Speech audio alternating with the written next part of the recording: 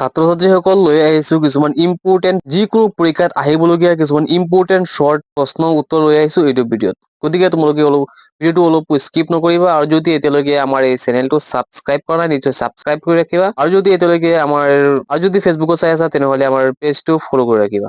আজিৰ প্ৰথম প্ৰশ্ন, পৃথিৱীৰ আটাইতকৈ ডাঙৰ উষ্ণ মৰুভূমি কোনখন? অপশ্যন এ দি আছে চাহাৰা, বি দি আছে থাৰ, চি দি আছে কালাহাৰী আৰু ডি দি আছে গোবি। ইয়াৰ শুদ্ধ আনচাৰটো দি আছে অপশ্যন এ চাহাৰা। চাহাৰা হৈছে পৃথিৱীৰ আটাইতকৈ ডাঙৰ উষ্ণ মৰুভূমি।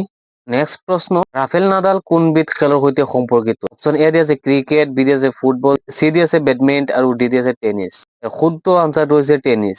নেক্সট প্ৰশ্ন, সানিয়া মিৰ্জা কোন খেলৰ সৈতে সম্পৰ্কিত? অপশ্যন এ দি আছে ক্ৰিকেট, বি দি আছে ফুটবল, চি দি আছে বেডমিণ্টন আৰু ডি দি আছে টেনিছ। ইয়াৰ শুদ্ধ আনচাৰটো দি আছে D tennis. Sania Mirza tennis খেলৰ লগত সম্পৰ্কিত আছে। নেক্সট প্ৰশ্ন, উমাচল শিলালিপি ক'ত আৱিষ্কাৰ হৈছে? এ দি আছে চক্ৰশীল পাহাৰ, বি দি আছে মণিকোট পাহাৰ, চি দি আছে সন্ধ্যাচল পাহাৰ আৰু ডি দি আছে নীলাচল পাহাৰ। শুদ্ধ আনচাৰটো হৈছে নীলাচল পাহাৰ। উমাচল শিলালিপি নীলাচল পাহাৰত আৱিষ্কাৰ হৈছিল। নেক্সট প্ৰশ্ন, নীল নদীৰ উৎপত্তিস্থল কি? এ লেগুৱেল ফিয়াৰ, ভিক্টোৰিয়া হ্ৰদ, মালভূমি, দি আছে মানসবোৰৰ হ্ৰদ। শুদ্ধ আনচাৰটো হৈছে বি ভিক্টোৰিয়া হ্ৰদ। উৎপত্তিস্থল ভিক্টোৰিয়া হ্ৰদ। নীল নদীক কোনখন দেশৰ মেৰুদণ্ড বুলি জনা গৈছিল? এ চুদান, বি দি আছে ইজিপ্ত, চি চৌদি আৰৱ আৰু ডি মৰক্কো। ইয়াৰ শুদ্ধ আনচাৰটো হৈছে বি ইজিপ্ত। নীল নদীক ইজিপ্তৰ মেৰুদণ্ড বুলি জনা গৈছিল।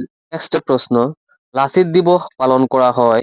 অপশ্যন এ দি আছে 20 নৱেম্বৰ, বি দি আছে 18 ছেপ্টেম্বৰ, চি দি আছে 22 অক্টোবৰ আৰু ডি দি আছে 24 নৱেম্বৰ। ইয়াৰ শুদ্ধ আনচাৰটো হৈছে ডি 24 নৱেম্বৰ। শুদ্ধ আনচাৰটো হৈছে ডি 24 নৱেম্বৰ। 24 নৱেম্বৰত লাচিত দিৱস পালন কৰা হয়। তাক মাজনিশাৰ সূৰ্যদেশ বুলি কোৱা হয়। অপশ্যন এ দি আছে নিউজিলেণ্ড, বি দি আছে ব্ৰিটেইন, চি দি আছে নৰৱে আৰু ডি দি আছে ইটালী। ইয়াৰ শুদ্ধ আনচাৰটো হৈছে চি নৰৱে। নৰৱেক মাজনিশাৰ সূৰ্যদেশ বুলি কোৱা হয়। নেক্সট প্ৰশ্ন, আমাৰ সৌৰজগতৰ কোনটো গ্ৰহ সূৰ্যৰ নিকটতম? অপশ্যন এ দি আছে বুধ, বি দি আছে শুক্ৰ আৰু চি দি আছে বৃহস্পতি, চি দি আছে পৃথিৱী, ডি দি আছে মংগল। শুদ্ধ আনচাৰটো হৈছে এ বুধ। বুধ সৌৰজগতটো সূৰ্যৰ একেবাৰে ওচৰত। নেক্সট প্ৰশ্ন, ফবুজ আৰু ডিবুজ কোন গ্ৰহৰ উপগ্ৰহ?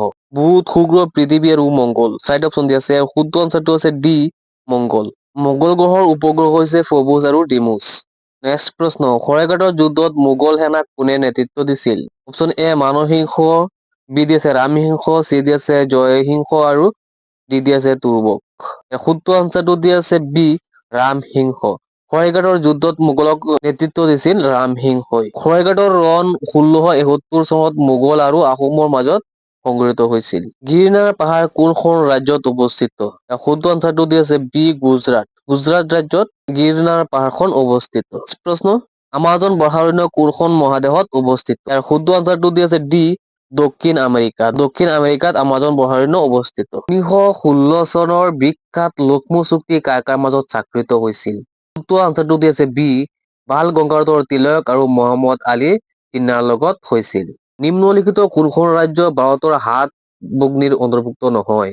ছিকিম ৰাজ্যখন ভাৰতৰ সাত ভগ্নীৰ অন্তৰ্ভুক্ত নহয়। দক্ষিণ আমেৰিকাৰ আটাইতকৈ ডাঙৰ দেশ কোনখন? ব্ৰাজিল, আৰ্জেণ্টিনা, কলম্বিয়া আৰু পেৰু। ইয়াৰ চাৰিটাৰ পৰা শুদ্ধ আনচাৰটো হৈছে এ ব্ৰাজিল। ব্ৰাজিল হৈছে দক্ষিণ আমেৰিকাৰ আটাইতকৈ ডাঙৰ দেশ। নেক্সট প্ৰশ্ন, আটাইতকৈ পাতল উপাদানটো কি? অপশ্যন এ দি আছে হাইড্ৰজেন, বি দি আছে লিথিয়াম, চি দি আছে কাৰ্বন, ডি দি আছে লিথিয়াম। এই প্ৰশ্নটোৰ আনচাৰ ৰাখি দিছো তোমালোক ছাত্ৰ-ছাত্ৰীসকলৰ বাবে। তোমালোকে ইয়াৰ শুদ্ধ আনচাৰটো কমেণ্টত জনাই দিবা। আজিৰ ভিডিঅ'টো এইখিনিয়ে, লগ হ'ব নেক্সট ভিডিঅ'ত।